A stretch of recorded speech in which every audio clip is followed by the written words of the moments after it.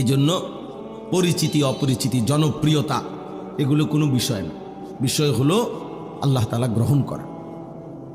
কোরআন শরীফে মনে করেন 25 জন নবী রাসূলের নাম আছে। 25 জন, কতজন? তো নবী রাসূল কি মোট 25 জন? তো বাকিদের নাম কি? পৃথিবীর অন্যান্য কিতাবের মধ্যেও এই নবীদের নাম নাই, আরও নাই তো শতখানিক মিলাইলেও কষ্ট হবে। সব মিলাইয়া 100-200 নবীর নাম খুঁজে বের করা কঠিন হবে। তো মনে করেন 100 নাহলে 200-300 পাইল নাম, তো নবী রাসূল কি 300? তো 1,24,000, 2,24,000 নবী রাসূল কিংবা তার চাইতে বেশি কম হতে পারে। তো এই লক্ষের চাইতে বেশি নবী এবং রাসূলের নাম পৃথিবীর কারো কাছে জানা নাই, কোনো কিতাবে নাই, উল্লেখ নাই। তো ওনারা ব্যর্থ, কি বলেন? এইটা আমি বুঝাইতে চাই, এটা কোনো বিষয় না। আল্লাহ তাআলা নবী সাল্লাল্লাহু আলাইহি সাল্লামকে হজ করতে বলছেন।